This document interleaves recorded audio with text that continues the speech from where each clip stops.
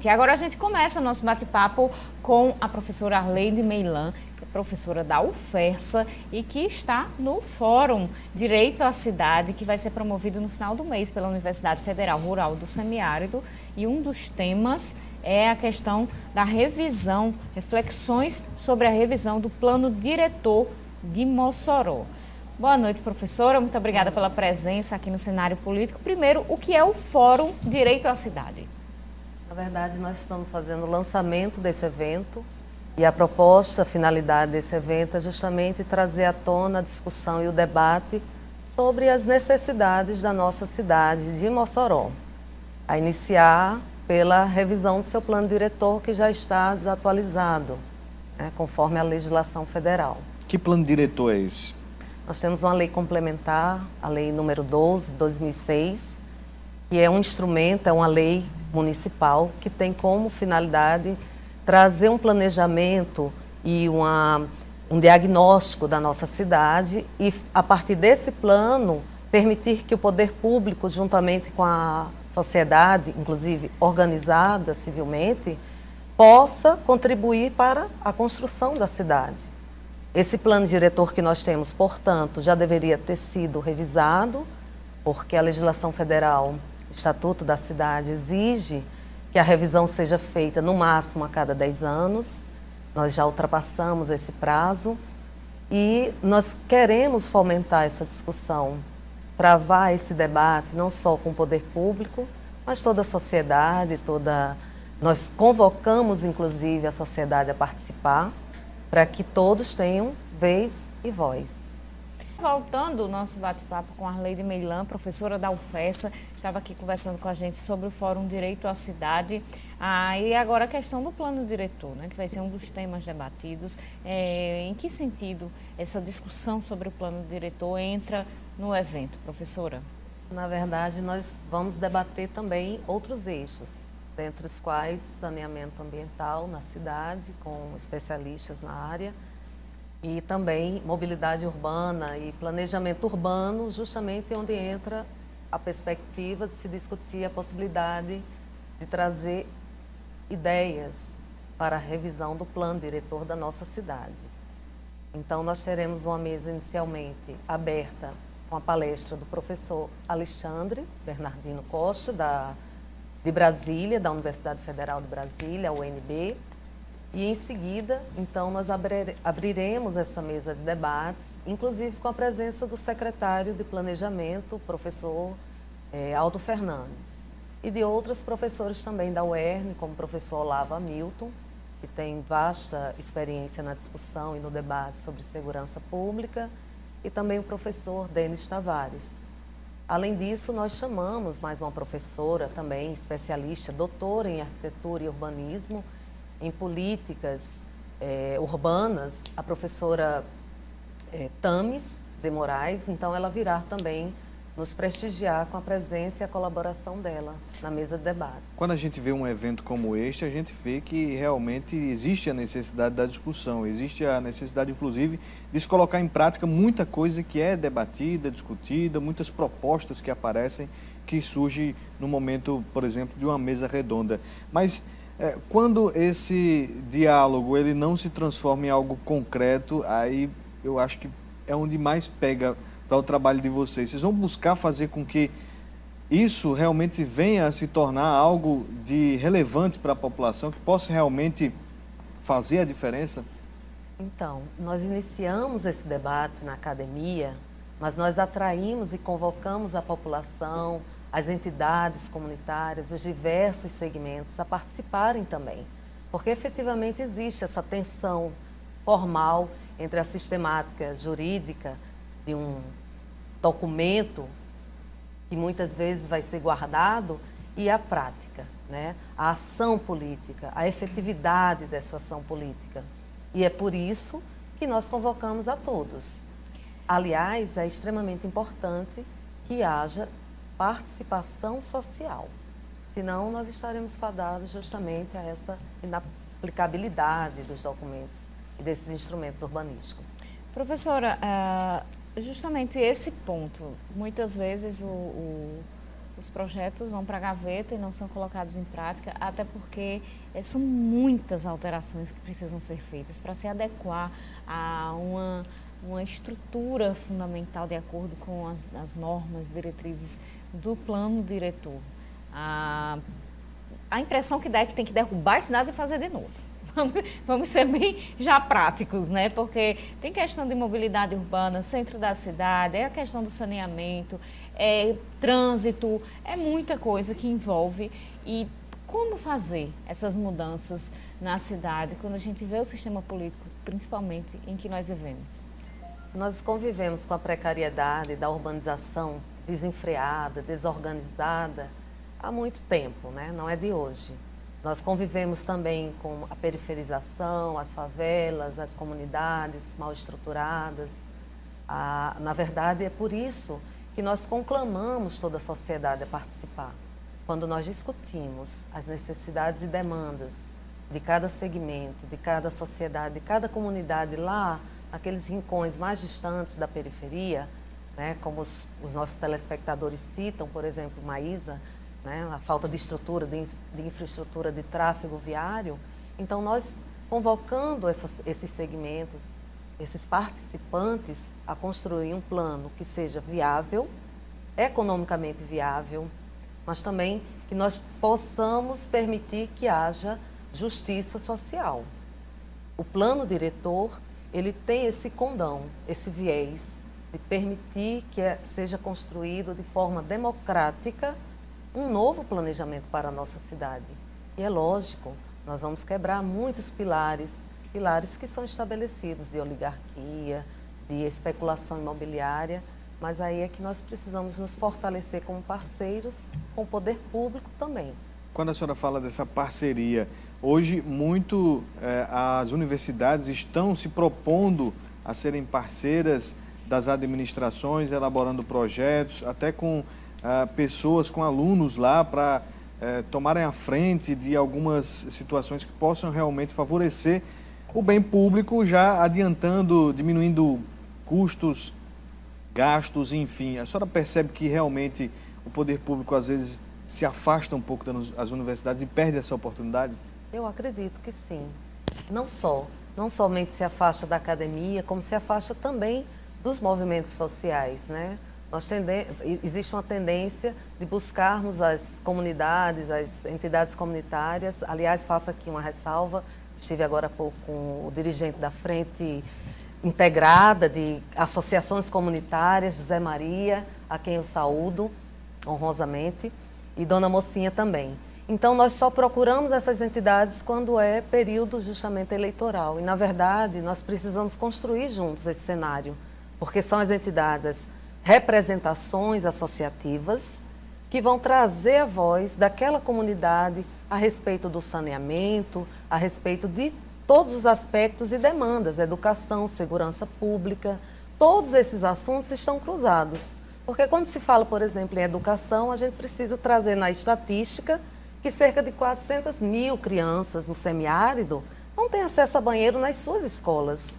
E isso reduz, inclusive, o percentual de rendimento escolar dessas crianças. Então, nós falamos de saneamento, nós falamos de educação.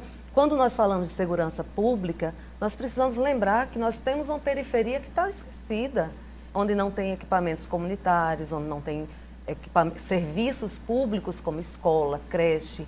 Quando nós falamos de habitação, nós falamos da mulher, nós falamos da violência nessas comunidades. Então, todos os assuntos precisam se interligar. E é por isso que nós precisamos não só da academia, mas também do movimento comunitário. Em relação à questão do saneamento, esse é das questões mais complicadas no município para se executar um saneamento, se sanear o município. E aqui em Mossoró nós vemos também muitas ligações irregulares na questão do esgotamento sanitário aqui, que inclusive prejudicam o meio ambiente. O Rio Mossoró é um exemplo disso. O que é necessário em relação a esse ponto específico aqui em Mossoró? Eu acredito que nós precisamos fazer uma frente, uma trincheira integrada, por exemplo, para elaboração mais adaptada e adequada do nosso universo local, da nossa territorialização local, de um plano de saneamento ambiental.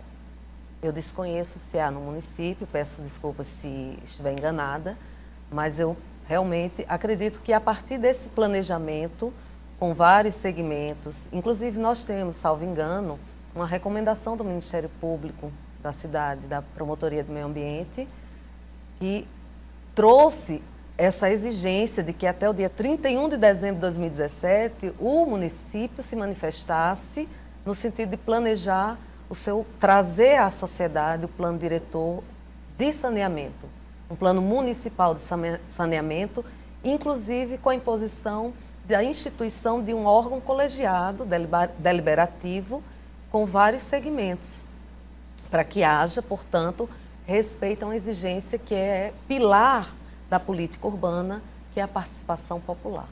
Mobilidade urbana, o que fazer com esse centro de Mossoró, com esse trânsito do centro de Mossoró e com as calçadas por toda a cidade?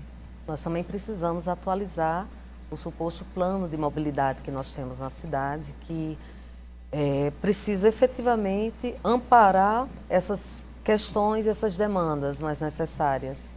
Na verdade, nós temos uma cultura que é nacional, aliás, né? De utilização de automóveis. A política nacional de mobilidade urbana, que é mais recente, ela propugna para que nós tenhamos uma política também municipal que releve, traga relevância aos transportes públicos não motorizados e coletivos, o que é, de certa forma, um serviço público em Mossoró de pouca abrangência, eu diria. Antes de trazer as perguntas aqui dos telespectadores, já questiono aqui a professora, pergunto aqui, quando é que vai acontecer esse evento, quem é que pode participar, se tem alguma inscrição? Então, o evento ocorre no dia 30, as inscrições mais facilmente podem ser feitas no dia mesmo, na entrada lá, com o pessoal, com a equipe organizadora do evento, mas aqueles que tiverem disponibilidade e acesso ao SIGA, que é o Sistema Integrado da UFERSA, eles podem se inscrever também pelo SIGA. Na verdade, a palestra começa às 14 horas, com a mesa de abertura, com o professor Alexandre Bernardino Costa, que vai trazer a temática do direito achado na rua e o direito à cidade. Em seguida, nós fazemos um intervalo e nós reiniciamos os trabalhos naquela tarde, do dia 30, com uma mesa de debates, com a presença, como eu já falei, do secretário de Planejamento, Aldo Fernandes, e professores da UFERSA também. Inclusive, eu gostaria de convidar, mais uma vez, as entidades comunitárias do município de Mossoró, porque ao final do evento nós estaremos produzindo uma carta que será encaminhada ao Poder Executivo e, aliás, nós também já encaminhamos, através da vereadora Isolda Dantas, um requerimento para que no dia 31, pela manhã, nós tenhamos uma audiência pública na Câmara Municipal, para discutirmos exatamente o tema que será debatido no evento do dia 30 de agosto, na UFERSA. Nós temos aqui Rogério Mesquita, ele diz que é engenheiro civil e diz que o plano diretor da cidade de Mossoró se vê constantemente que não é respeitado, pois a fiscalização por parte da prefeitura, que é quem tem o poder de embargo da obra, fecha os olhos. O CREA ou o CAL apenas fiscalizam se tem responsável técnico pela obra. A pergunta é, o que se pode fazer para que de fato as prefeituras possam atuar como manda a lei? Eu acredito que a primeira promoção que nós devemos fazer é justamente discutir com a sociedade e os diversos segmentos de maneira bastante paritária o que nós queremos para o nosso plano diretor, porque ele trará os instrumentos jurídicos, urbanísticos, ambientais, para a promoção da nossa cidade. Mas a prefeitura também precisa se armar, precisa, na verdade, se constituir com uma equipe competente, com uma equipe formada. Então, nós temos dados muito difíceis de contar, porque nós temos instrumentos urbanísticos como o IPTU progressivo no tempo, que nunca foi efetivado, não houve fiscalização, nem notificações, nem nunca tivemos a implantação desse instrumento. Então, se nós tivermos um plano diretor discutido democraticamente, eu acredito que todos terão um olhar mais atencioso àquilo que está sendo promovido, que está sendo feito pelo plano diretor. Essa seria a primeira indicação. Carol, trazer aqui duas participações aqui dos telespectadores. O Pedro Fernandes, ele interage com a gente lá do Boa Vista sobre os assuntos aqui que a gente debateu no cenário. Ele diz que com o fim dos carros de som nas ruas de forma isolada e não apenas em comícios, tira o brilho das campanhas políticas, o entusiasmo, a motivação e etc. Muito fã de política, né? Gosta mesmo do barulho aí, o Pedro Fernandes. E o Diassis Campielo, do Abolição, ele pergunta aqui por que não levar o palanque do povo para os bairros? Ótima sugestão. Inclusive, o senhor pode ligar aqui para a gente, dele? Abolição. Pronto, pode já entrar tá em contato anotado. aqui, né, Carol? Entrar em contato, mobilizar lá o bairro para o pessoal todo participar, para a gente agendar aí sim o Palanque do Povo lá no seu bairro, viu, senhor Diassis? Exatamente. A gente tem aqui Sanderson do Costa e Silva, que ele pergunta como fazer para que a coleta de entulhos passe mais frequentemente aqui nas nossas ruas. Tem que entrar em contato com a prefeitura, viu, Sanderson? Tem também a participação aqui da Cristiane. Ela gostaria de saber quando será possível realizar a inscrição para assistir às palestras do Fórum. Nós já estamos com inscrições abertas, tanto pelo SIGA, mas também quem quiser através do e-mail lfdcm2018@gmail e naturalmente no dia mesmo, só chamando a atenção para o fato de que o nosso auditório ele só comporta 220 pessoas, né, participantes, então que as pessoas tenham essa atenção em chegar pontualmente. A gente tem aqui a participação do... Peraí... Meu Deus, ele não sei. Fernando Brito, do aeroporto. Ele diz, sinto muito, mas eu estou decepcionado com a política do Brasil, não vejo mudanças boas, em particular aqui no nosso município, nada de novo. Seremos inexpressíveis de novo no cenário estadual e federal. Vamos nas expectativas de que tudo possa ser melhor. Valeu a sacada do Palanque do Povo, bem bolado. Muito obrigada, que bom que você gostou, que bom, já que nosso outro telespectador lá da Abolição, que eu esqueci o nome. Diassis, gostou. Então, eu espero a participação de vocês, inclusive no Tira Dúvidas Eleitoral, para você tirar a sua dúvida. Um beijo bem grande para Jane Azevedo, Aldo Ferreira, Neide Holanda, do BH. A Jane disse que já estava com raiva, que nunca mais eu tinha mandado beijo, mas muito obrigada pelo carinho de sempre. Professora Arleide Meilan, muito obrigada pela participação. Eu que agradeço a vocês, agradeço os telespectadores e convido a todos a participarem do nosso fórum.